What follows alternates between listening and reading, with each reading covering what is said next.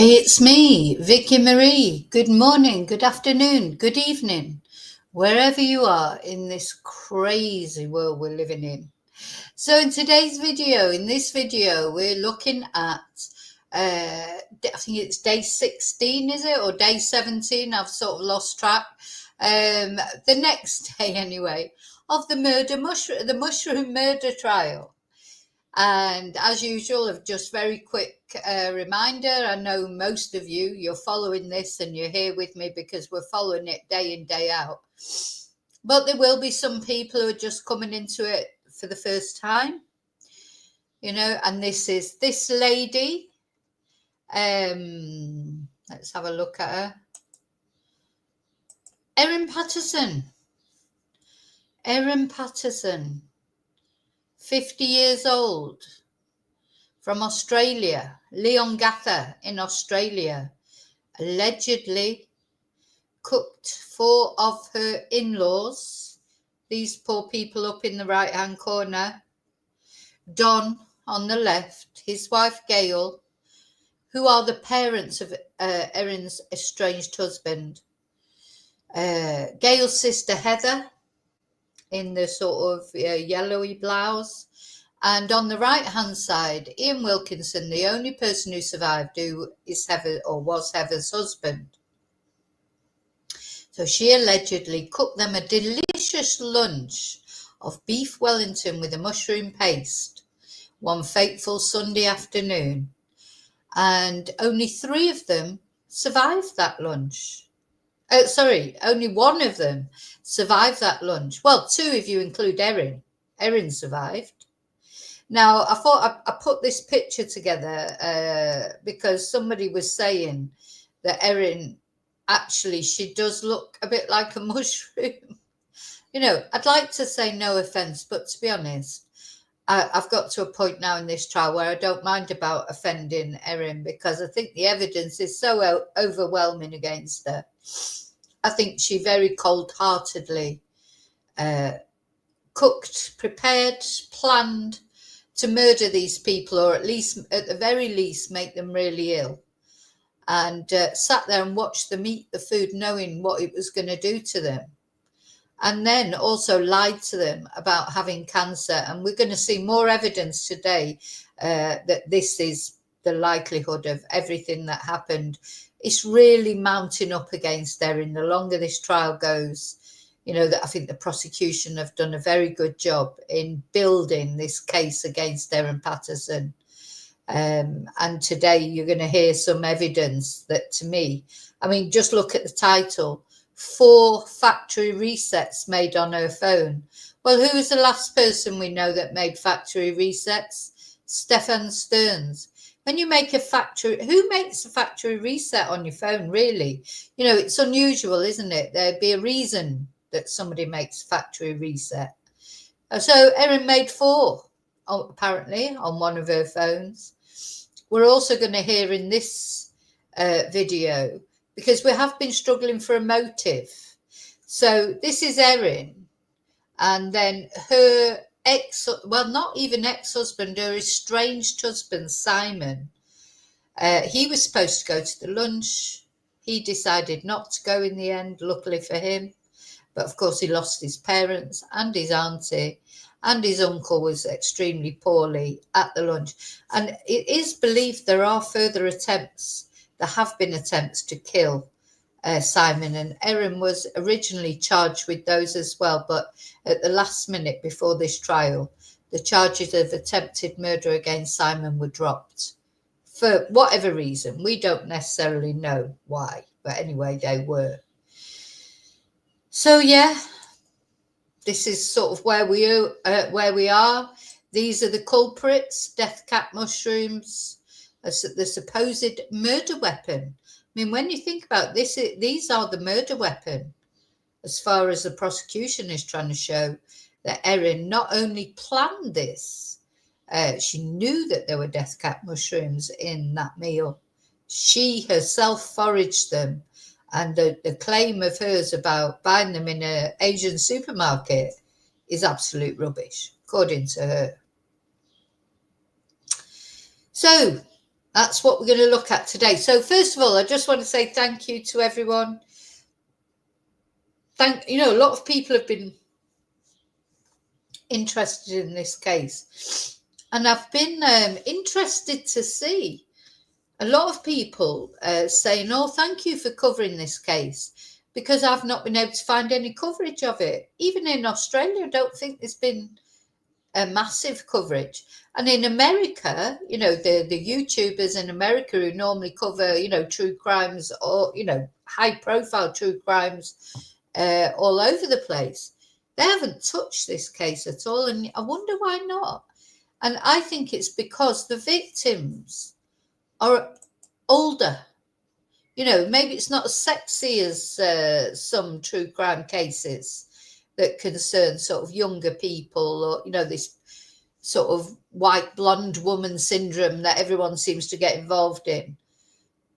I wonder if it's because of that, because it really is an interesting case. I mean, apart from the fact its barbarity is breathtaking, that you could sit and eat a meal with someone knowing that you were poisoning them with every bite they took.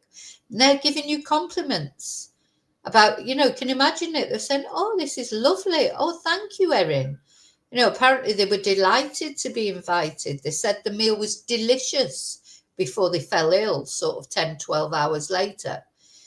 The breadth of the cruelty in this case, I'm surprised that people haven't, YouTubers haven't, and other social media influencers like on TikTok, true crime people haven't reported on it. It's very odd, I think. And I think it is because these victims are elderly. Do they think that people's lives don't matter so much as they get older? I don't know. Anyway, you tell me what you think. But there definitely hasn't been the same interest that there would be, over a sort of a younger people. Do you know what I mean? Anyway, so yeah, thank you for taking an interest. Thank you for caring about these victims. I hope they get justice. I really do. But every day that goes on, to me, as far as I'm concerned, it gets more and more convincing. So yeah, thank you for watching. Thank you for liking. Thank you for subscribing. Special thank you to my members, of course, and a special thank you to those of you who buy Ko-Fis, send super stickers, send me nice emails. I've got behind with my emails again, but I do appreciate every email. Thank you for the nice messages. Thank you to all of you who support my channel. So if you enjoy my channel and you support it, even just by watching it or subscribing, everything is, any support you give my channel is welcome. Thank you. And if you don't like my channel and you don't support my channel, well, I don't care. So, but you're watching, of course. I always have a lot of people watching. I think, why are you even watching me? I think sometimes people just like to have a whinge, don't they? I like to have a whinge sometimes. And talking about things I like to do. Hi, lurkers. I like to lurk. I like to lurk on YouTube channels or other social media platforms when I get a chance. So hi to you lurkers there at home. Thank you for watching. Hi to replay crew. And now I'm going to say hello to those of you that are in the chat, that are brave enough to come into the chat. So my angel, hi my angel, hi Maria, hi Daniel, hi Bluebell. She does look like a mushroom, doesn't she? Bless, well, not bless, because she's a horrible person. So I mean, I don't feel bad about comparing her to a mushroom, because I'll tell you why it is. It's because she's got this shape, like, it's sort of more pointy at the top of her head, and then it sort of, comes out like that. So that's why. Anyway, maybe, I don't worry about being disrespectful to Erin anymore, I'm afraid. So sorry about that. Oh, hi Tracy. Hi Daniel. Hi Bluebell. Hi Tracy. Somebody sent me a Ko-fi. Thank you, whoever sent me a Ko-fi. Let me go and see who it was. Thank you so much. I'm going to put my thank you thing up. I just have to see who it is first. It just says someone. Sometimes it gives a name and sometimes it doesn't. Oh. It doesn't give me a name, but thank you anyway. Thank you. Let's have our thank you, little thank you thing. Thank you, someone, for the Ko-fi. Much appreciated.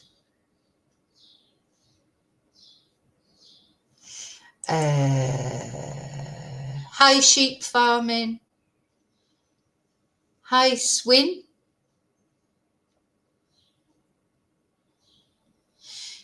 Yeah, it could be. It could be Swin. There are a lot of. I mean, there's a lot going on at the moment over in America. For example, there's the Diddy case. There's the Karen Reed case. There's coming up will be the Idaho 4 case. So there's a lot of that sort of thing going on. So yeah, I mean, there are only so many hours in the day, that you can talk about things.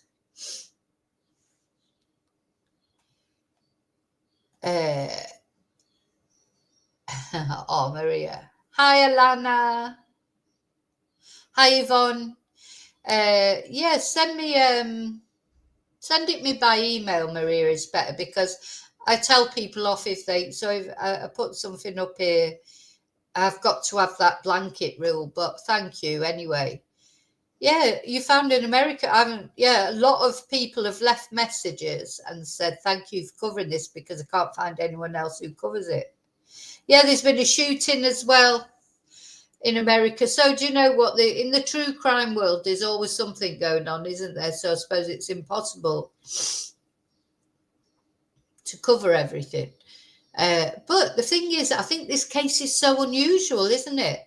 No offense, but there are lots of shootings in America, aren't they?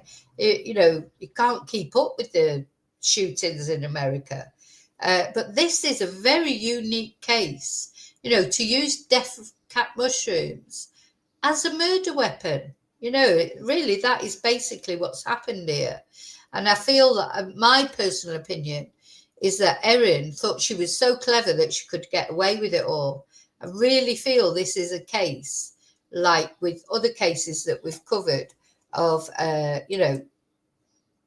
criminals thinking they're cleverer than they really are, thinking they can outsmart the police. Or maybe just she thought it would never be picked up because she threw the dehydrator out afterwards when she realized people were starting to suspect her, didn't she? Really, if she would have planned it better, that dehydrator, I mean, well, she would never have mentioned it on Facebook for a start. So apparently what Erin did, allegedly, sorry, I'm sniffing it, she dried these mushrooms in a dehydrator, powdered them. But before that, she'd been stupid enough to say to all her Facebook groups and that, oh, I've got this dehydrator and I've been dehydrating mushrooms and putting them in the kids' chocolate brownies. So she was stupid enough to do that. So why did she do that? This is what I mean. And then afterwards, of course, she's saying to the police, oh, no, I've never had a dehydrator. But they knew she'd had a dehydrator because she'd told everybody she did, and she was using it to powder mushrooms. So, she did a lot of silly things. So, of course, the other thing she did to these poor people that she invited to the lunch. Oh, thank you, Swin. Thank you, Swin, for the Ko-fi. Thank you so much. It didn't come up with any name or anything. Hope I haven't missed anybody coming in. I don't think. Thank you, Swin. That's much appreciated. Oh, thank you. Yeah, exactly. It is a unique case. I mean, this is a case that is so unique. I've never known a case like it. Does anybody else know of a case like it with the poisoning, etc.? You know, it's very, very unusual. Anyway, so we are in the, God, I've forgotten which week we're in. Are we in the 5th week now? We are in the 5th week. There's been a lot of expert testimony. And we're going to go through like yesterday's testimony. But there's been loads, haven't we? We've heard all about mushrooms. We've heard about how phone data is collected. We've heard about how computer data is analysed. We've had more information. We're going to get a bit more information than we really want about diarrhea today as well. You know, we've had all this information, a lot of expert witnesses, a lot of involved testimony, hasn't there? And there's going to be more, but surely I feel it must be coming near the end. There's only one more day this week. That'll be tomorrow, Friday, and that will only be half a day. They only do half days on a Friday, don't they? So that'll be the 5th week over with. Will it be the 5th week or the 4th week over with? Oh God, I've lost track. And this case was designated to last 6 weeks. So I think that this must be the 4th week we're just finishing. So at the very most, there's another 2 weeks left, but will it get that far? I don't know.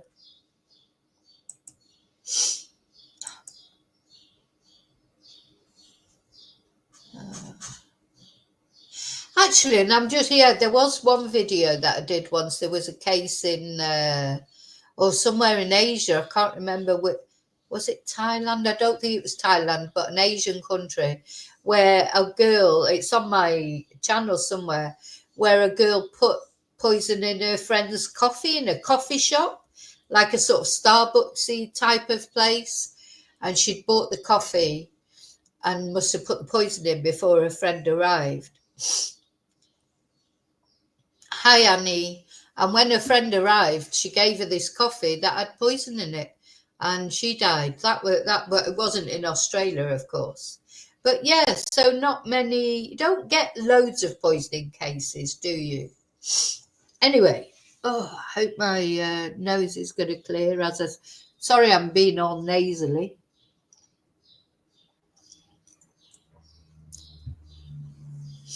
It's as soon as I start talking. Hi, Yvonne. Yeah, Bluebell, I think she did try and blame the coffee shop. It was just lucky that the coffee shop worker, because nobody saw her putting the poison in the coffee, but on the CCTV in the shop, they did see her sort of messing around behind a bag, but there was no clear picture of her putting the poison in. But it was just lucky that when the poor girl started to take a fit, like after drinking this, I think it had cyanide in it or something. One of the employees had the forethought to go into the kitchen and get the dregs of the coffee, and that's how they found that she'd been poisoned. Otherwise, she could have got away with that. Anyway, she didn't get away with it. That was jealousy. That was her friend, one of her best friends. There's a lot of jealousy between friends. You know, I think, we'll get an idea of Erin's motive. You know, some of the problem that we've had with this case, isn't it? We'll be thinking, well, what was her motive? Erin was a woman who seemed to have everything, you know, financially secure, 2 children. Okay, her and her husband were estranged, but they seemed to have a half-decent relationship. Well, what we're going to find out today is that is not true. They did not have a good relationship. And she did not have a good relationship with her in-laws, not in the last year of their lives anyway. So her saying, oh, yeah, you know, Don and Gail, they were like the parents I never had. That wasn't what she was saying to her Facebook friends. So it's not true that she thought the world of them. You know, she was saying all this, we're going to hear some messages that she sent. She didn't like them, or not in the end anyway.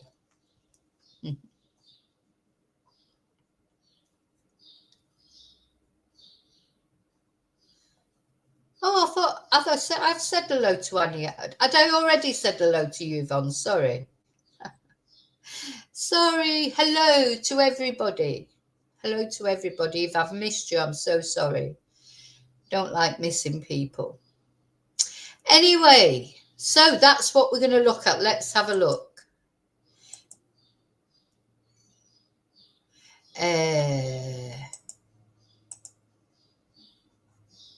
And there's all sorts. There's photos, there's messages. As I say, a little bit too much information from the nurse. Anyway, so that she was the first witness. So the first witness is Erin Patterson, a registered nurse. And she was working on July the 31st at Leongatha Hospital. Now, I've downloaded some photos today. Hi, Excel. This is the nurse. This is a nurse that we're listening to the testimony from, just to give you an idea. And this is Erin Patterson, a registered nurse. So she says she cared for both Ian and Heather Wilkinson, and also saw Erin Patterson at Leongatha Hospital. She says she saw Miss Patterson when she first presented, but she says Erin left soon after and did not return within 30 minutes. So remember, that was another thing, wasn't it? Erin was admitted and discharged herself within 5 minutes. Right, I'm going to have to just turn the volume off a minute while I blow my nose. One sec.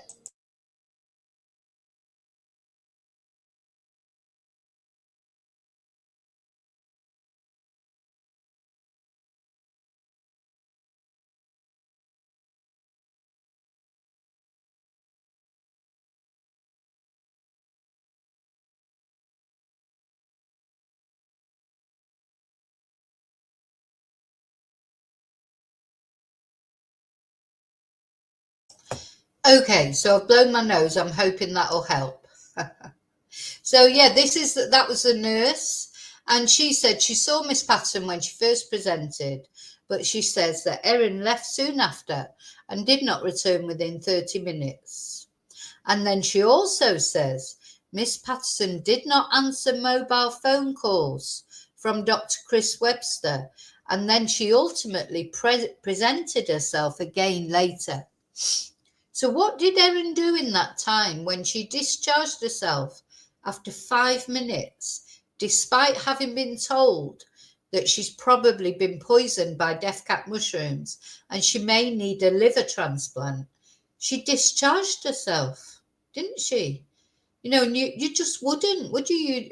But I think she went home and she, got rid of some evidence, did something. I don't know what she did, but I think the reason she discharged herself was, one, she knew she hadn't been poisoned by deathcap mushrooms, because don't forget she served herself on a separate, distinct plate from the others. They all had individual portions, but theirs were served on grey plates, according to the survivor, Ian Wilkinson, his testimony. And Erin served her portion of beef Wellington on a different plate, a different colour plate, and a different size plate. So I think Erin was perfectly well aware she hadn't been poisoned. And the other telling point, of course, was when she was told her children should present at the hospital because they were supposedly had leftovers. Well, they had leftovers. Without the mushroom paste, though, she was very reluctant about that. And, we all know that if your children might have been poisoned, you found out not only you, but your children had possibly been poisoned by such a toxic substance. there's no way you'd be reluctant to take them to hospital. I'd be banging down the door at that hospital to get my children in there. Also, she did not answer mobile phone calls. So she didn't answer the calls because she was too busy disposing of evidence. Anyway, that's what I think. So apparently she broke down when the children were raised, the nurse says. She says she was let into the urgent care centre and settled into a cubicle at the hospital. So let's just remind ourselves who this is, who's talking. It's this lady, this young girl, the registered nurse there at the hospital. This is her testimony. So she says, she tells the court that Dr. Chris Webster expressed concern for the children and he asked Erin to pull them out of school to be tested for poisoning. And Miss Sepson says, Erin became emotional. She was crying. She was saying, is it necessary? You know, of course it's necessary. That is a red flag, isn't it? Definitely a red flag. A red flag. You wouldn't be asking, is it necessary? You'd be saying to the doctor, oh, can I bring my children for a checkup? You know, if you didn't know that they were okay, you know, I think that is a real red flag. So I'm going to put up the red flag emoji.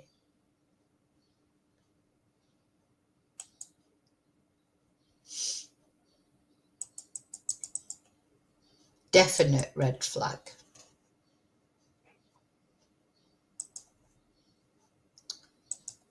So, and Miss Sepson says Erin told the hospital her kids had not eaten any of the mushrooms and had only eaten the meat.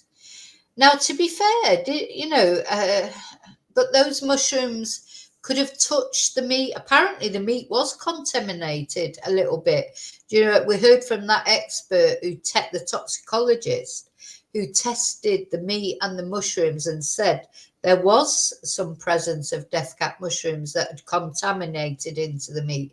So it's all rubbish. Now, I just want to prepare for this because it's not very nice. It's probably more information, but it's part of their testimony. Because we're going to now look at Erin Patterson's bowel movements. So, I hope you're not eating your breakfast or anything because it really isn't very nice. Not very nice. Oh, is Annie poorly now? Annie's got a headache. Oh, hope you're not coming down with anything. Hope you're not coming down with anything, Annie. I hope you get better soon. I feel fine now, to be honest. I'm just nasally and that, but take a little while, I suppose. But I feel fine, to be honest. So when Erin Patterson went to the toilet, Miss Sepson says she told Erin she needed to collect her bowel movement for analysis. Do you know what? Thank God for nurses. Do you know what I mean? Imagine that that's sort of part of your daily work, to collect someone's bowel movements. Oh God, thank God people want to do this nursing thing. It's bad enough dealing with your own bowel movements than dealing with somebody else's. So the amount of content and the consistency of the movement is recorded on the chart. And she asked Erin to tell her each time she went to the toilet so she could collect a sample. And she tells the court that Erin explained the liquid consistency of her movements. I was about to collect it and she mentioned it does look like wee, but it's a bowel motion, Miss Sepson says. And she says all her bowel movements look the same, being of liquid consistency. Then, unfortunately, we have to take a closer look at the bowel chart. And it refers to times Miss Patterson went to the toilet at 10 a.m., 10:04 a.m., 10:06 a.m., 10:15 a.m., and 11:50 a.m. So that's quite regular, isn't it? Now, bearing in mind the following day after the lunch, She drove miles, didn't she? That came up, didn't it, in testimony the other day? She drove miles to take her son to a flying lesson, and she stopped off at the toilet and she was there for 9 seconds. Anyway, 3 medium amounts of contact were collected and 2 small amounts were collected, the chart shows. On all occasions, the consistency was described as liquid. Ugh. So, more notes on the bowel movements. She states that all the bowel movements look like urine, despite Erin saying it was poo.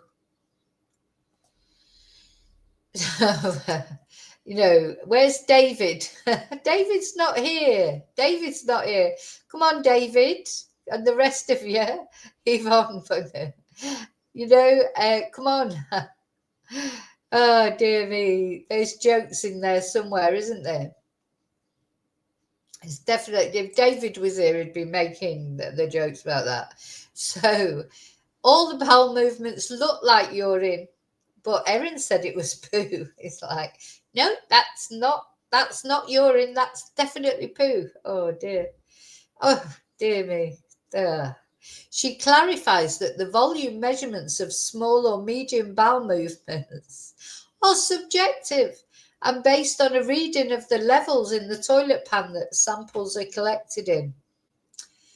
Oh, dear me, dear me. Every time in future now that I'm teaching Spanish, I'll be thinking, even if I'm having a bad day or whatever, or I'm finding it difficult, I'll be thinking, well, at least I'm not collecting bowel movements.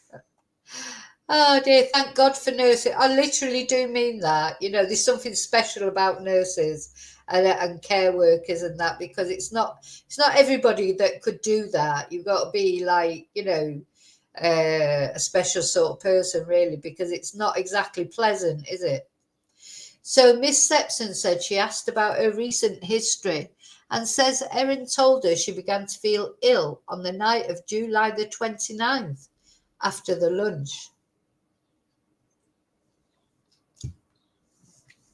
She told the nurse she experienced abdominal pain during her bowel movements. And Miss Sepson says Erin seemed distressed and emotional. So then Erin told the police where to find the leftovers. I think Erin had definitely fiddled with those leftovers. When she discharged herself after 5 minutes, she went home. I think she probably did a little bit of tidying up, don't you? Sorry, I'm just retouching my nail varnish while I'm talking because, as usual, I didn't have time this morning. It was just a big run round, as it always is, trying to get organised. So she instructed them where they could find the leftovers. She said they would be in the bin in a Woolies paper bag. And Erin told police this was the meal she fed to her children. The Woolworths paper bag was eventually brought to the hospital, and Miss Sepson took it to Erin to have her confirm whether it was in fact the leftovers. She said Erin looked inside and confirmed it was the leftovers. Now remember, those leftovers, when they were tested visually by the mushroom expert, one of the mushroom fungi experts, they said they couldn't see any evidence of deathcap mushrooms. Having said that, when the toxicologist, tested them, like not just looking at them, but actually tested them scientifically, they said, yes, there were traces of deathcap mushrooms. So very strange. Anyway, so Miss Sepson also said that Erin Patterson briefly left the hospital to retrieve something from her car before returning. Now, then Mr. Colin Mandy got up to cross-examine Miss Sepson. Now, let's remember that. Remember him. Let's have a look at him. Yeah. She's the poo, yeah.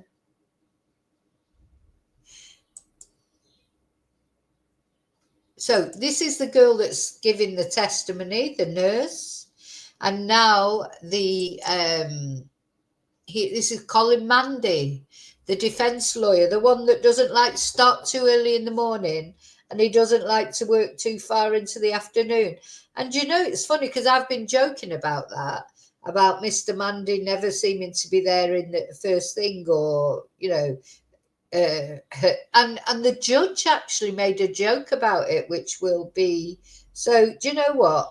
I've got to learn to trust my instincts, because straight away I got the feeling through this trial that Mr. Mandy is not the hardest working solicitor that I've ever seen. Also, I don't think he's very good. I think the defence has been rubbish. Now, maybe it's because the defence really haven't got a defence. Maybe I shouldn't be unfair to them. Maybe they're just doing the best they can, with the fact that they haven't got any defence. But, to me, I've been thinking of this defence. If I was the defence lawyer, which I would never be a defence lawyer, I would quite like to be a lawyer, but I'd have to be prosecution. I couldn't defend these twonks. I just couldn't do it. But, yeah, it just shows you, because I've been thinking that about him. I don't think he's the hardest working solicitor ever. Let's put it that way. But anyway, it's him now who is cross-examining. And he says he's obsessed with blood pressure. He's talked about this before. And he confirms with Miss Sepson that Erin's blood pressure was measured at 130 over 100, a high reading. Now, it's not that high, to be fair. The 100 is quite high. But, she's in hospital. She's just been told that her relatives are, seriously ill, and she might have deathcap poisoning, mushroom poisoning, that shit. So, her blood pressure's not going to be normal, is it? It's not going to be 120 over 60. It's going to be high. Oh, God, no, he's going into the bowel movements now. We've got... Do you have to go into the bowel movements? I mean, what are you going to defend about the bowel movements? The nurses said what the bowel movements were. Are you going to tell her that she's lying? Anyway, he focuses on the first 3 bowel movements, made 6 minutes apart. And Miss Sepson said, oh, God, this is disgusting. Said thank God I had my breakfast ages ago and I won't be having my lunch till later. I won't be having soup, let's put it that way. She observed clear liquid with small brown bits in it and says she took a sample of one of the bowel movements. She tells the court she has seen patients previously with similar coloured bowel movements. Now, the other thing is, I'm not really sure what Mr. Mandy was trying to, what's the point of that questioning? So is he trying to say, oh, yes, it was diarrhea. Yes, she did have some of these. I suppose that's what he's trying to say, that she can't have poisoned them deliberately because she was poisoned too. But the thing is, she had no trace of deathcap poisoning in any of her tests, did she? So maybe that's what he's trying to prove. Personally, I don't see the point of it, but anyway. So he then confirms several more details, including the fact that Erin Patterson stated her pain was a 7 out of 10 while at hospital. Now, 7 out of, I don't know about these sort of marks out of 10, because of course we've all got different pain thresholds. What for me might be a 3 out of 10, for you might be a 9 out of 10, or vice versa. So anyway, he's trying to say that she was poisoned, I suppose. And Miss Sepson confirms that Erin Patterson directed the police to search her bin for leftovers. Then her testimony draws to a close and the next witness is brought up to give testimony. So that was the end of Nurse Sespon's testimony. And now this is the guy who's giving the next testimony. And this guy is Troy Schoenknecht. And he is an environmental health officer with the City of Monash Council.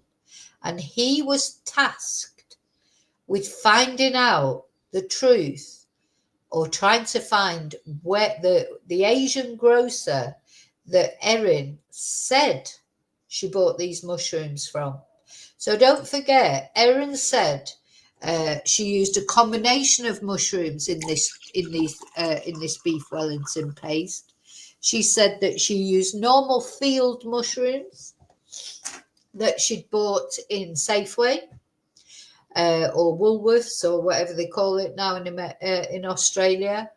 And then she said the other mushrooms she'd used were a packet of dried mushrooms that she'd had for a few months, that she bought in an Asian supermarket, and she didn't really even remember. She didn't remember which one. She didn't remember really even what area the Asian supermarket was in, just a very general area. She said there was no markings on the packet. It was just a clear packet. She threw the packet away ages ago. What else did she say? Oh, that's right. She said she opened them a couple of months ago when she bought them. She was going to use them in a carbonara, but she said they were too strong smelling. So she decided not to. But then when she was making the beef Wellington, she thought they would make a good contrast with the normal field mushrooms for a beef Wellington mushroom paste. And then she also said she had no record of buying them, no credit card record, and she must have paid cash because there was no record on her bank statements of buying anything from any Asian supermarket. And also, her children had said that they don't ever remember going to an Asian supermarket with a blah de blah de blah de blah. So there's no evidence that she bought these mushrooms in an Asian supermarket, only what she said. Now, I bet she wishes she'd never said that. I don't know how else she could have explained where she got them from, but anyway. And then apparently as well, we must remember, Erin was asked twice by one of the people from the hospital, did you forage for these mushrooms yourself? And she just refused. Well, she didn't refuse to answer. She just blanked the question. She didn't say yes. She didn't say no. She didn't say, I'd rather not answer that. She just pretended. She turned a deaf ear. When she was asked that twice, did you forage for these mushrooms? This was testimony we heard the other day. She just blanked the question and started looking at her phone. So she just turned a deaf ear to it. So this poor guy, Troy, I say poor guy, this is his job. I'm sure it won't, probably wasn't the first time he'd been asked to do it and won't be the last. He was tasked with trying to find out where these mushrooms had come from. Because also, can you imagine the consternation that it caused? If you say, oh, well, yeah, I bought those mushrooms in some, supermarket, we see it with, your household supermarkets. Quite often they have to recall products, don't they? If somebody is suspected poisoned by a product that's been bought in a supermarket, the environmental health have to find out where that product came from, make sure nobody else is at risk. Because this is not just gastroenteritis, or just a mild illness. These 3 people are dead. And Erin can't even remember where she bought them from. So this is the guy that was tasked with finding out where they come from. So Mr. Schoenkenet said he was contacted by the Department of Health in the days following the lunch, and he was told a person may have purchased poisonous mushrooms at an Asian grocer in Oakley, Clayton, or Mount Waverley. So she didn't even remember which area she'd bought them from. So you've got 3 different areas there. And I don't know those areas. So maybe anybody who is Australian or maybe knows a bit more about those areas. Are these places where there's likely to be a lot of Asian supermarkets? So I know in Manchester, if somebody said, oh, yeah, I bought those mushrooms in the Chinese, in the Chinatown in Manchester. In Manchester, there's a huge Chinatown, with loads of supermarkets and things. So even if you knew that they'd been bought in Chinatown, it still take a bit of research to find out exactly. There's a lot of supermarkets you'd have to go round. But that's at least knowing the area. But so you've got 3 areas here, because that's what she said she couldn't remember. So the council was enlisted to search for the mushrooms in local businesses, and a spreadsheet of possible grocers was shown to the court. So a new document is brought up on the court scenes titled Mushroom Investigation. Sorry, I know it's not funny, but you know what? It is crazy, isn't it? Talk about a crazy world. Mushroom investigation, not mushroom for mistakes in this case. There you go. A couple of us have tried these terrible jokes, but yeah, I won't do it again. I'm not doing it again, I promise. So mushroom investigation, Monash City Council, and it's a table of shops that were visited by Troy on August the 2nd and August the 3rd in 2023, and a description of what he found. So he says he individually visited each store and was told to look for mushrooms, that were not in manufacturer's packaging, but instead in plain packaging. So that's important, because that's what Erin had said. There was no label on these mushrooms. It was just plain plastic packaging. And she also said she couldn't remember the amount of mushrooms, the weight or whatever, if it was big, small. She couldn't remember anything, basically, according to her. So she could not remember, according to her, even if it was, I don't know, 500 grams, a kilo or whatever. She couldn't remember. So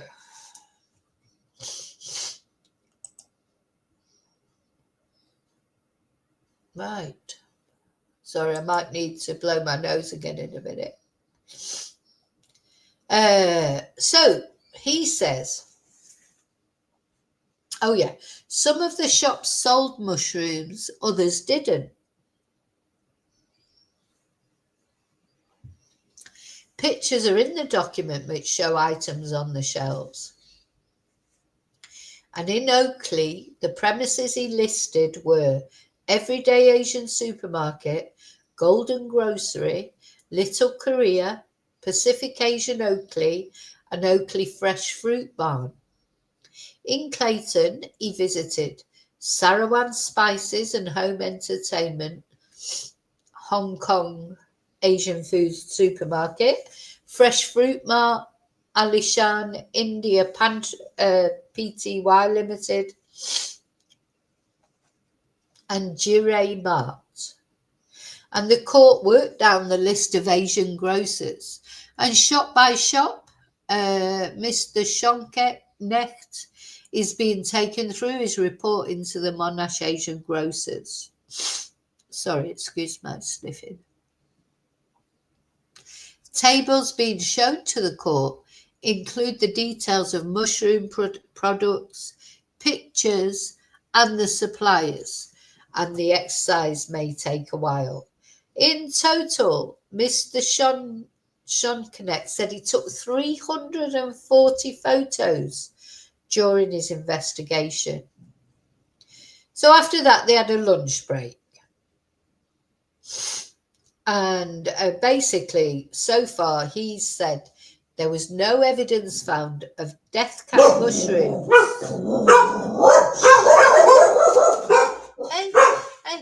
There was no evidence of deathcap mushrooms being sold in any Asian grocers in the area. So they then stopped for lunch. Let's just watch this video quickly.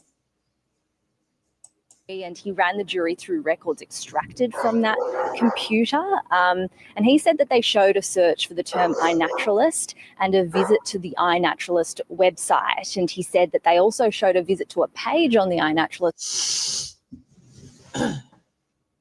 iNaturalist website that contained a reference to deathcap mushrooms. And the iNaturalist website is a citizen science website. It's where people can document their observations about flora and fauna. And it's also where the court has previously heard there had been posts about sightings of deathcap mushrooms. Alex, thank you.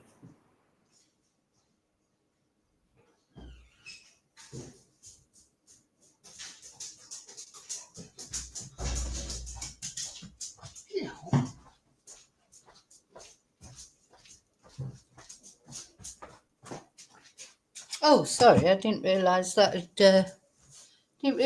finished. Let's do it again.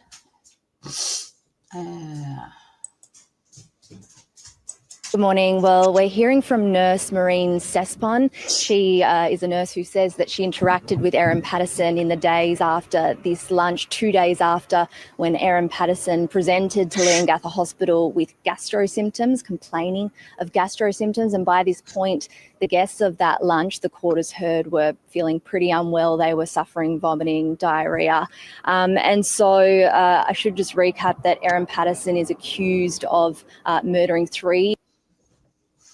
I just want to stop it a minute. Remember this, we watched this. I don't, it didn't come over as very genuine, did it? Her tears and that. That was just my opinion. But let me know what you thought. Do you remember watching this? Where she volunteered to be interviewed. And then there was a lot of, but it wasn't very convincing, I don't think. Of her estranged husband's relatives by serving them a beef Wellington lunch containing deathcap mushrooms. She's pleaded not guilty. Her defence says that she did not deliberately poison her guests. But today this nurse has given evidence that she observed Erin Patterson's bowel motions, and I apologise for the foul imagery to come, but she says that Erin Patterson passed liquid bowel motions, and we know in this case that there is a dispute between the prosecution and the defence as to whether Erin Patterson became genuinely unwell after the lunch. Her defence says she ate the same meal as her guests and she became unwell, just not as unwell as those guests. The prosecution says that she was feigning illness and that she did not eat the same meal.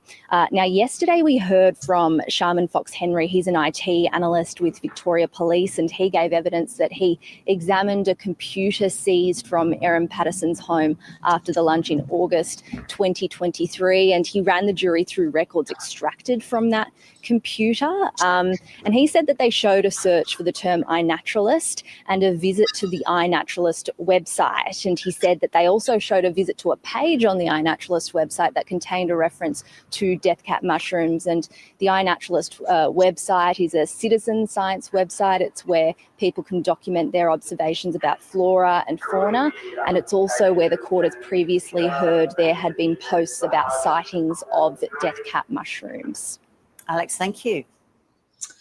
So it turned out, of course, that she'd been on that iNaturalist website in the May, a couple of months before, and even the year before, I think. And we're going to see more of that in a minute when the police detective goes through what was found on her devices, on her computer, etc., searches, etc. She was definitely looking at that iNaturalist site. She was looking at the deathcap mushrooms in particular. So that's even worse because it suggests even longer premeditation. I mean, at the end of the day, there was definitely premeditation because just the fact of her cooking the meal and dehydrating the mushrooms, etc. But now it's looking as if she'd been planning this, for a long, long time, not just a couple of months, but much longer than that, hadn't she? So let's go on to the next. After I think where'd they gone for lunch? Yeah, then they came back from lunch, and then Troy Schoenknecht, the environmental health officer with the city of Monash, he carried on his testimony. Let's have another look at him, just so we remember. This is the guy who's giving the testimony, and he's the guy who was tasked with going to all the Asian supermarkets and seeing if he could find anything like what Erin said she had bought. And that's what we're going to be looking at now, his results. So he's back on the stand and he's taken to the conclusion of his report, which addresses 3 key questions. Question 1, has there been any changes in the supplier since April? And he said all premises visited and that were identified as selling fresh initially or dried mushrooms had not changed their supplier since April in 2023. He asked further if they had anyone attend the premises trying to sell them mushrooms for the intention of on-selling, and they all responded that they had not had anyone trying to sell them mushrooms. Now, the other thing, remember as well, the mushroom expert, remember Funky Tom? I've got a picture of him here to show you. Where is he? Remember we listened to Funky Tom's testimony. He's the fungi expert, and his nickname on iNaturalist is Funky Tom. He said that these mushrooms are not available in Asia. They don't grow in Asia anyway, so it's unlikely that they would have come in, been imported in. But now I suppose what they're trying to establish is it possible that by some weird stretch of the imagination, deathcap mushrooms were brought in and sold, brought into the supermarket, and somebody asking the supermarket if they wanted to buy them. I don't know really what the point of this is, but anyway, I think that's really what they're trying to establish. So there you go. That is Funky Tom. Funky Tom. I keep forgetting if it's Funky Tom or Funky John. Anyway, so he said no. So, and then he was asked, are there any products that do not have proper labels? Are there any that may be collected or dehydrated locally? And the answer was that only Golden Grocery was repackaging products and applying their own label. It was identified during the investigation the product was too large and were whole dried mushrooms as opposed to the sliced dried mushroom. Any non-compliances identified have been referred to the area officer to follow up with the proprietor. No products were identified to the local or manufactured in Australia. All dried products were imported. And question 3 was, are any suppliers local producers? And the answer was, all dried mushroom products investigated were imported and importer supplier details identified.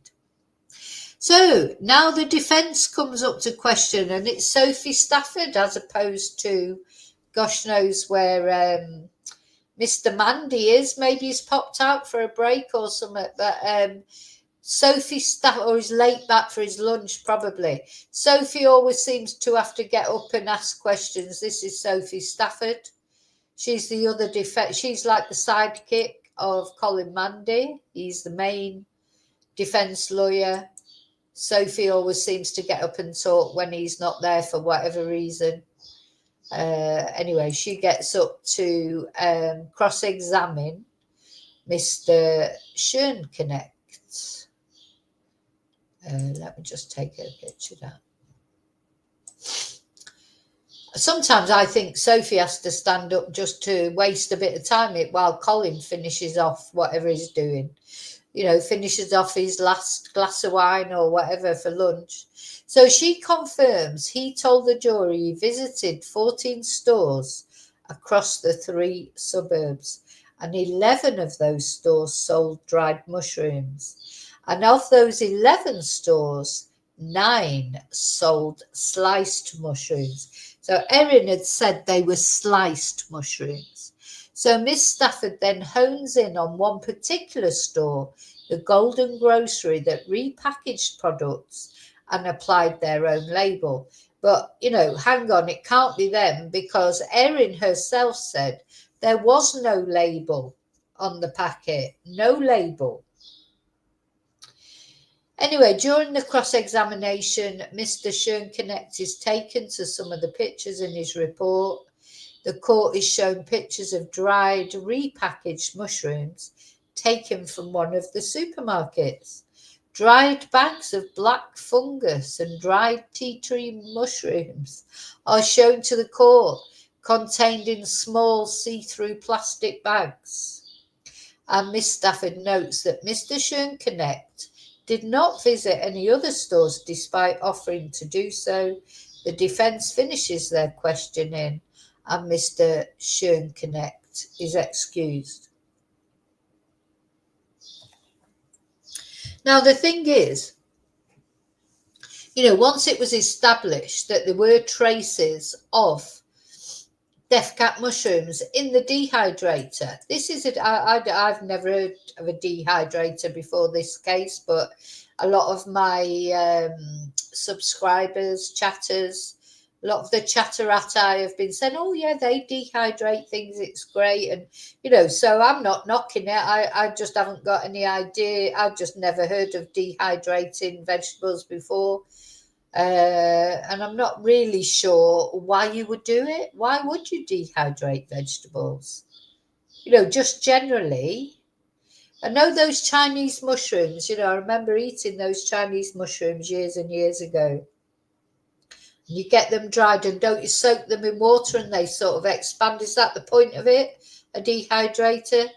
To store them so they last longer, and then when you want to use them, do you have to soak them in water so that they, I don't know. What is the point of a dehydrator? What is the point? Apart from putting mushrooms in your children's chocolate brownies, which, like, why would you even do that? But anyway, so maybe some of you out there who've got a dehydrator can explain to me what would be the point of a dehydrator. I like fresh vegetables, like, I don't know why I would want to dehydrate them. But anyway, maybe there is a reason that I just don't know. So there you go. So then, that's the end of Mr. Schoenknecht. He's excused. And Mr. Fox Henry comes back. Now, we listened to his testimony yesterday, didn't we? This really sort of unusual name, Shaman Fox Henry, the digital forensic expert. He returns. Let's have a look at him. I've got a picture of him somewhere. Where is he?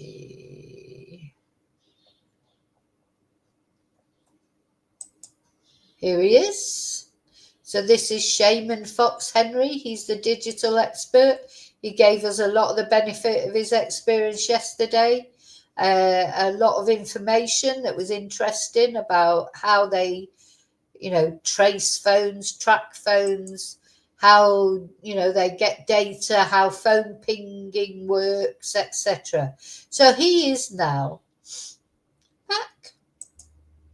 And we're going to hear, hang on, let me see, let me put that different. We're going to hear what he's got to say.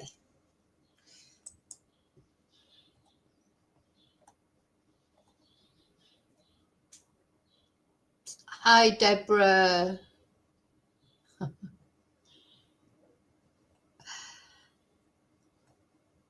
So I'm just checking I haven't missed anyone coming in, but I don't think I have.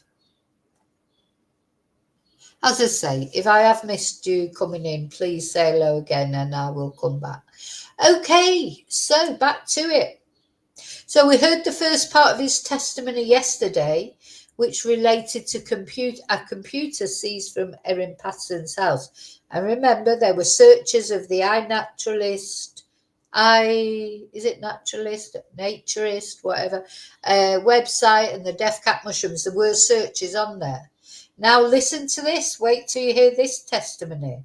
He's returning to complete his testimony. So they took a Samsung phone from Erin Patterson's home, and the prosecution presents this Samsung phone that was seized by police from her home, and data was extracted And the first pieces of evidence we see from the phone are Facebook messages. And a few weeks ago, remember, we heard from 3 of Erin Patterson's Facebook friends about discussions they had in their group chat. So remember, Erin was part of true crime discussion groups or true crime, just like us, be like one of our chatters, but Facebook groups. So there's like actual messaging individual going on between them. And the names of some of these witnesses are seen as participants in the chat. Danny Barkley, Jenny Hay, Bronwyn Rapp, Joy Cause, and Erin, who was alleged to be Erin Patterson. So Erin actually changed her nickname a few times. Anyway, the Facebook group chat was read aloud to the court, and online chat messages from Erin to some of her Facebook friends were read aloud. So here we go. This conversation took place about 7 months before the fatal lunch and is time-stamped from the 6th of December 2022.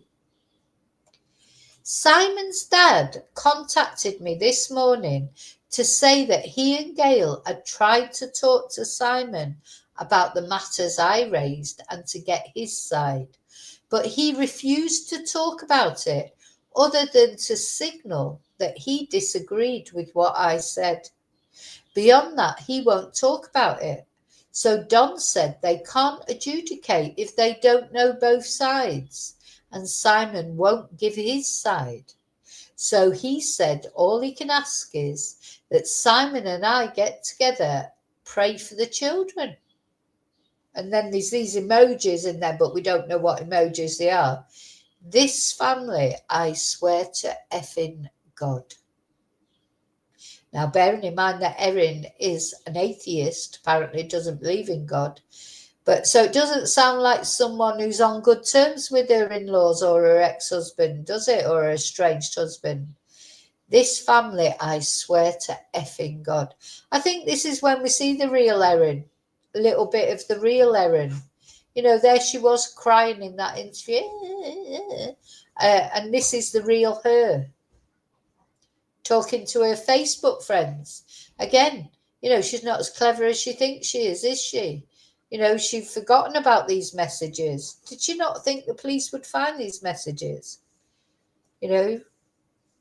So when we're looking for a motive, really don't need much of a motive, do you? Just that she doesn't like him. I mean, this family, I swear to fucking God. Sorry, excuse my French. Anyway, a long series of messages are read to the court, expressing frustrations with Simon and his family. So let's just have another little look at Simon.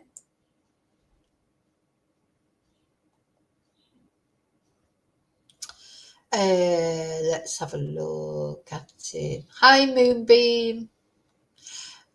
Let's have a look at Simon again.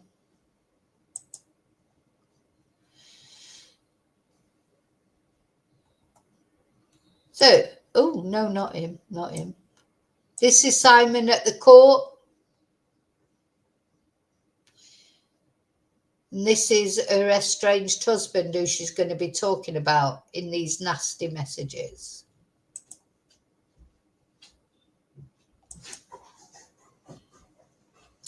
So a long series of messages are read to the court. The terms gaslighting, abusive, weasel words are used in the messages, with Erin Patterson claiming that her son hated his father. I'm sick of this shit. I want nothing to do with them, one of the messages said. Another message read, his mum was horrified I had claimed child support. Why isn't she horrified her son is such a deadbeat that I had no choice but to claim?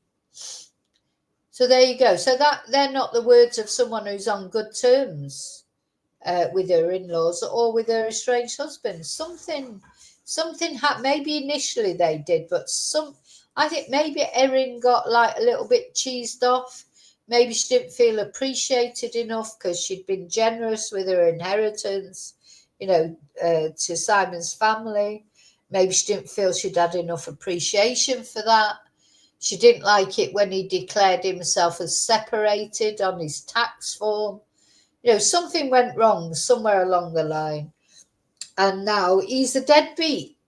He's a deadbeat. So even though Erin, didn't really have money problems, she'd inherited all those millions of dollars, he's a deadbeat. Maybe he is a deadbeat, to be fair. I don't know. I mean, at the end of the day, you're still supposed to pay child support. Don't matter how much the other person earns. But at least if you do something, I don't know, buy them things. If you don't pay a regular child support, I don't know what arrangement they came to between them. But if you do, if they did come to an arrangement where Simon was supposed to pay so much a month, but did he buy them like shoes when they needed it, or take them to the cinema or take them out and do stuff with them? They're all sort of at least something, but so I don't know if he was a deadbeat or not. Maybe he was. So after all these emotive messages are read to the court, Justice Beale cuts in and asks for a break. And the prosecution has not mentioned we may also see messages from the app Signal. Earlier in the trial, we heard that the Patterson family had a group chat on Signal together, which Simon claimed was used to send abusive, accusatory messages. So they're taking a break at this point, and I just want to take that opportunity while we have a natural break. I want to show you the judge, Justice Beale. This is him. Obviously, he's not in this picture. He's not in his judge's apparel. But, he's quite young for a judge, isn't he? Quite young for a judge. But I just wanted you to see that is the judge, Justice Beale. That's him.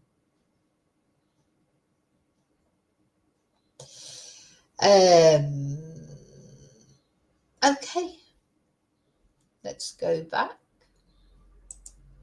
Let's go back and hear what the next thing was.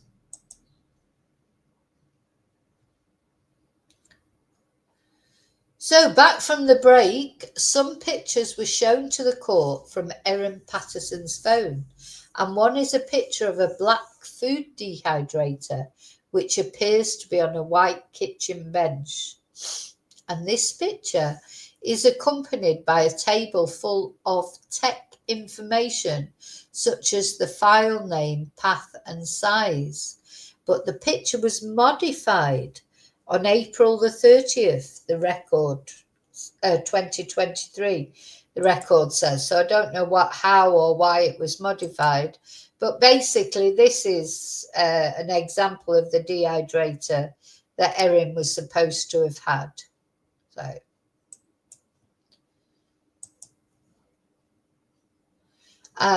Then more questions were asked by the prosecutor, Jane Warren. Now I could not find a picture of Jane Warren at all. I found a picture of the other prosecutor, but I can't find a photo of Jane Warren anywhere, though she's talked about on Google, but no photo so far. I'll keep looking, and as soon as I find a photo, I will put it up there. So she was asked about the technical details about this photo and whether it was uploaded. Sorry, she asked whether it was uploaded to the Google Photos application. And Mr. Fox Henry was asked to explain how Google Photos work. And the judge intervened to ask if this evidence was necessary. So we've got this defense, like the normal prosecution lawyer is this lady. Don't know where she was today, but she's not Jane. She's called Nanette, I think. So I haven't got a photo of Jane, but she apparently. So just as the judge asked, "Is it necessary?" So Justice Beale asked, "Is it necessary?" And this is where they make a little bit of a joke about Mr. Mandy. And Miss Warren says she needs to go through it due to the potential of defence barrister Colin Mandy disputing the evidence. And Justice Beale said, given that it's later in the day, maybe Mr. Mandy is getting cranky. Now, I've been saying to you for ages, I don't think this Mr. Mandy really likes doing any work. He gets there late, he can't wait to get away. And now even the judge is joking about it. So that drew laughter from the courtroom, apparently. So images found on a Samsung tablet were shown to the court and described by the prosecutor. Several photos are shown to the court showing yellowy dried mushrooms on a plastic tray. Oh, so had she actually had taken photos of these mushrooms herself on a plastic tray in her kitchen? Several are photos retrieved from Miss Patterson's phone from May the 4th, 2023. And another picture is a bunch of large field mushrooms on a scale. And the same photo was shown to the court earlier in the trial when mushroom expert Dr. Tom May was on the stand. So yeah, these are the same photos, remember, that Funky Tom talked about.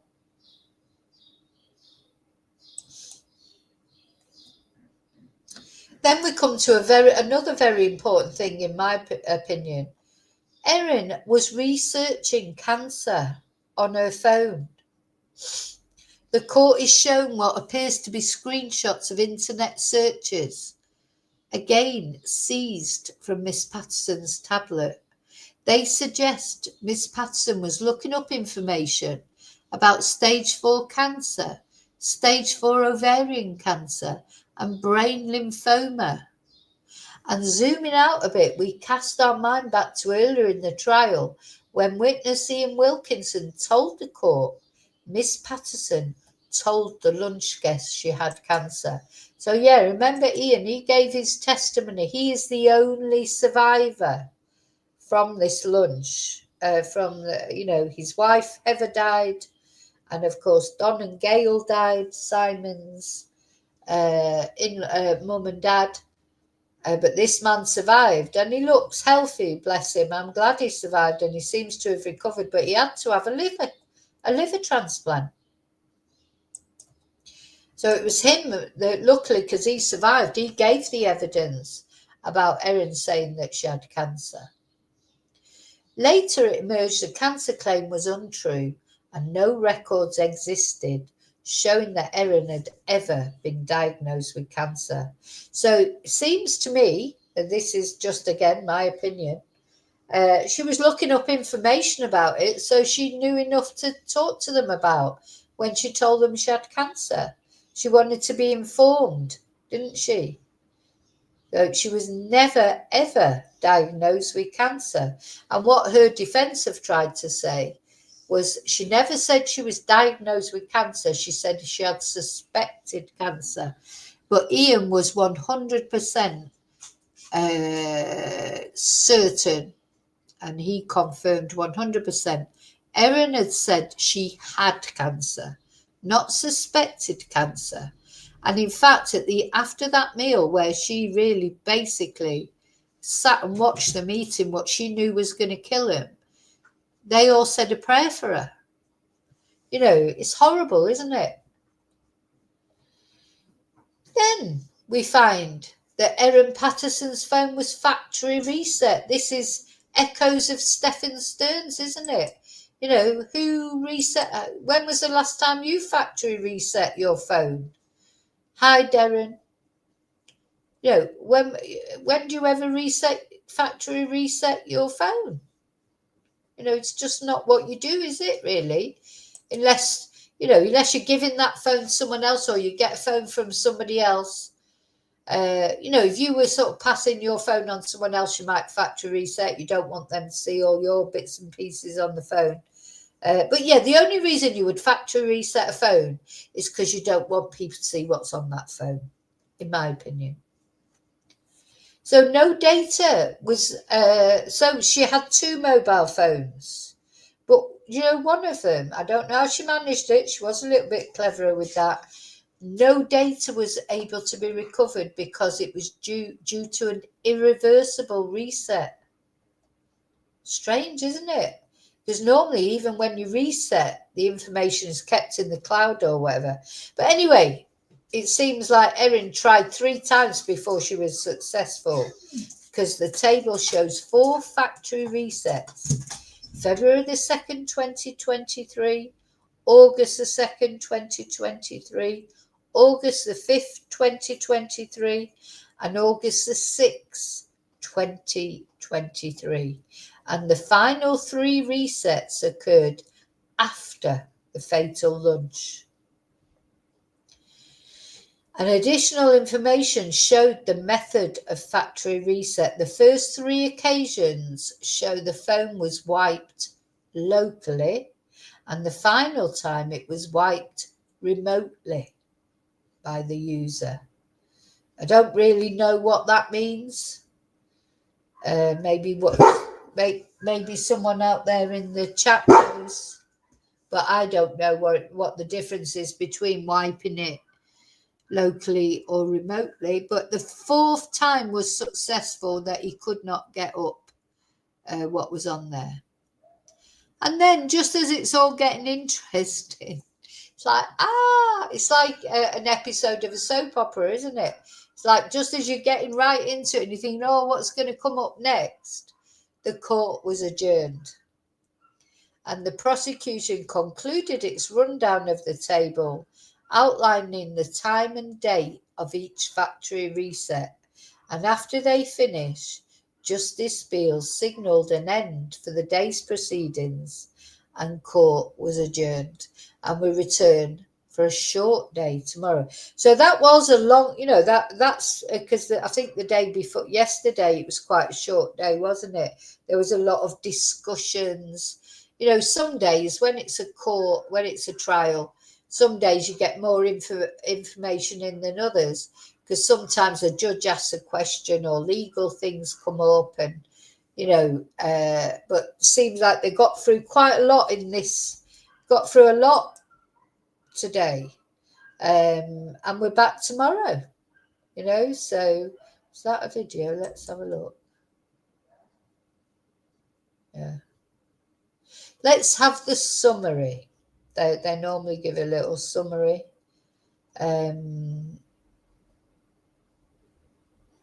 So let's have in short what happened.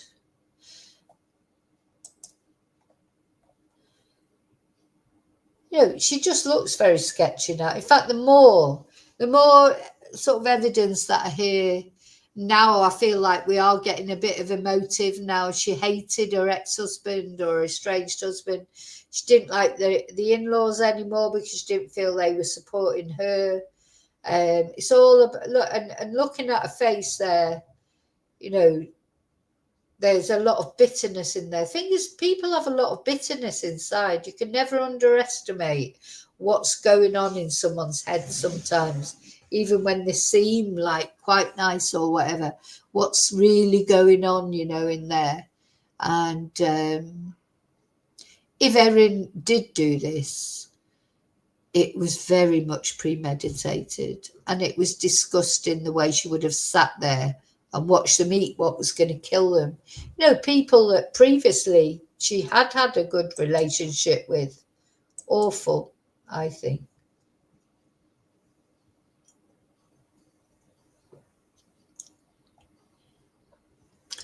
Hi, Joanne. Yeah. The only time I don't think I've ever done a factory reset, but I know about, if I'm trying to think, my son bought a phone off somebody else. They hadn't used it much. They'd only used it for about a week, but we did a factory reset on it. So, or they did a factory reset on it before they sold the phone to my son, because obviously they didn't want things that they'd done being looked at, so.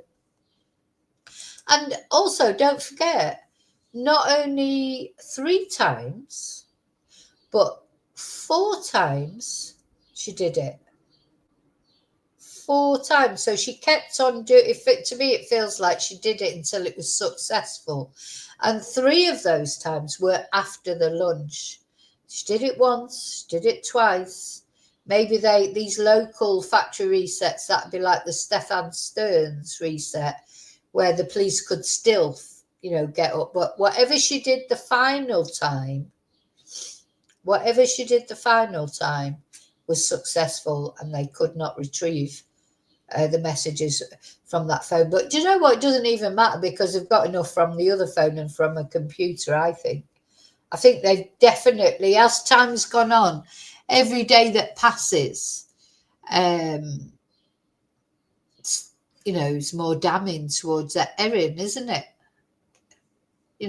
Well, I know you'll all let me know if there's anyone out there who thinks we still should give Erin the benefit of the doubt. I mean, don't be scared of saying so. She is like, what do we think? So, sorry, let me just read this recap, because I will cut this off and put it on TikTok. So, in short, messages were read aloud to the court from a group chat that Erin Patterson participated in, where she allegedly described frustrations with her deadbeat estranged husband.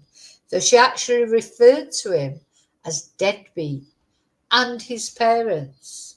And data from a Samsung tablet taken from Miss Patterson's home featured several images of mushrooms on scales and internet searches for cancer information.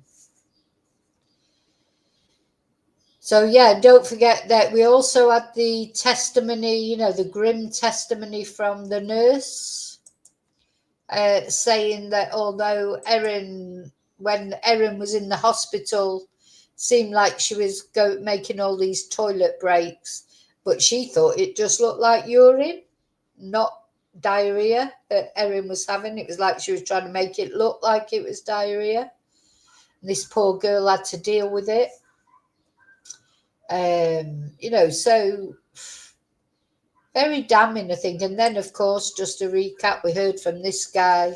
He went round all the Asian supermarkets in the 3 areas that Erin had said it could possibly be. He didn't find anything similar to what Erin said that it might have been. So there you go.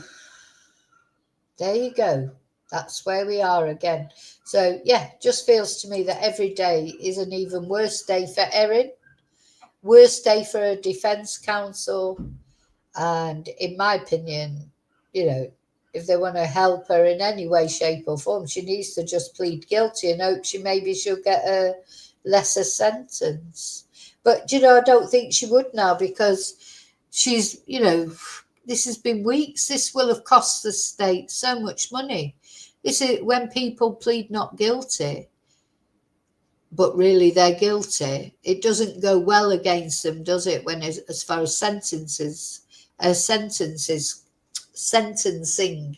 is concerned. Now, I don't know much about Australian sentencing. I mean, if Erin is guilty, she's killed 3 people. Will she get 3 life sentences? Has she got a chance of parole? She's 50 years old. So if she got, even what you might call a light sentence of 25 years or something for killing 3 people, she's still be 75 before she gets considered for parole. So she's not likely, her kids will be really grown up by then. Or will she get away with it? Do you think so far, I mean, we've still got time to go. There may be more evidence, I presume, to come against Erin. I don't see what evidence they can have to defend her. What can the defence say?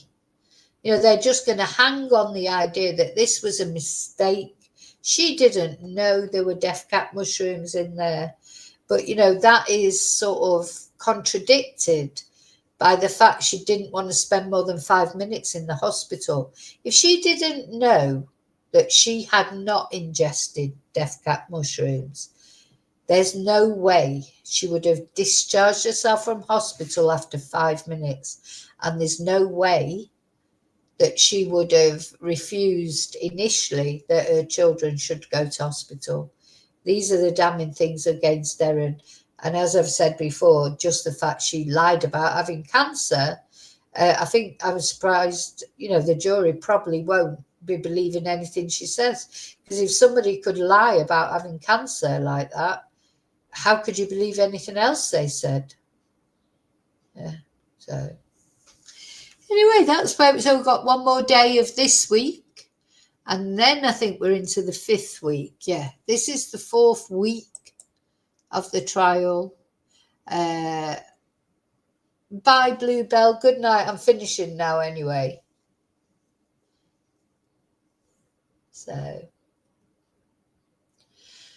Right.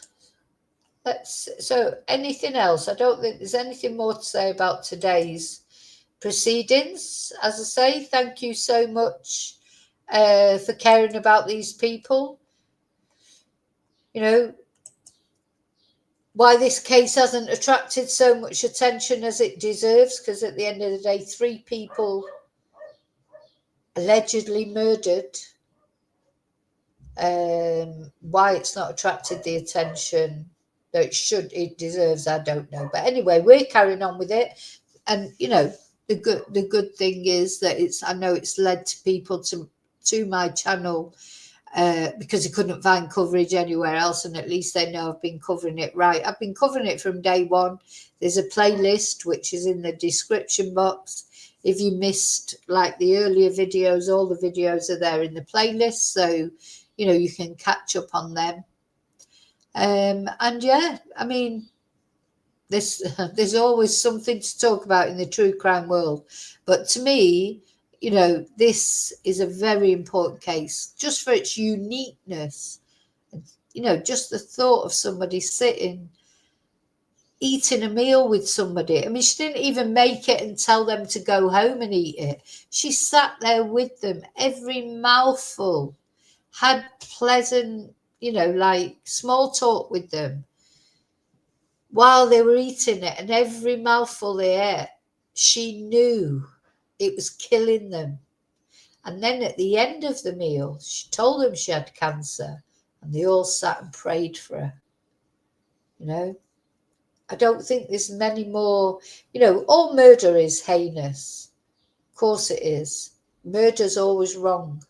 But some murders, like these, to me, are worse because of the planning, because of the cold-heartedness of sitting there with them while they were chomping down on that beef Wellington, knowing that they were going to die or at least be very ill.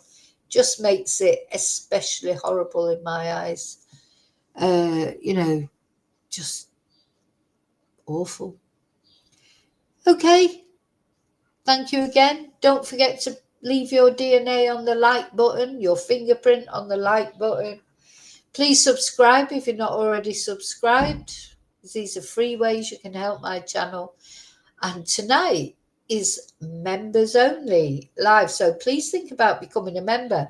And you know what we're going to talk about tonight, I think, in members only live, is we're going to talk about Valeria, the poor girl who was shot dead on a live stream in Mexico. I have the full video that we're going to look at, and we're going to see if we can work out the clues. I think Valeria, she knew they were coming for her.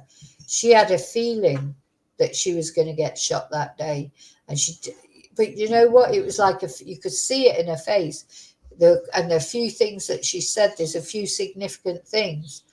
But she didn't, she was encouraged by friends to stay there. She wanted to go home. She should have gone home. And that delivery driver turned up, shot her 3 times, and that was the end of Valeria. It'd be interesting to see what comes out of that police investigation, if it ever is a proper investigation. Because, of course, we are talking about Mexico, and Mexico's a funny place, isn't it? Funny place, Mexico. Hope there is justice for Valeria. But anyway, that's what we're going to talk about tonight. So I'll see you really soon in the next video. And until then, as always, may your God go with you. Thank you. Bye.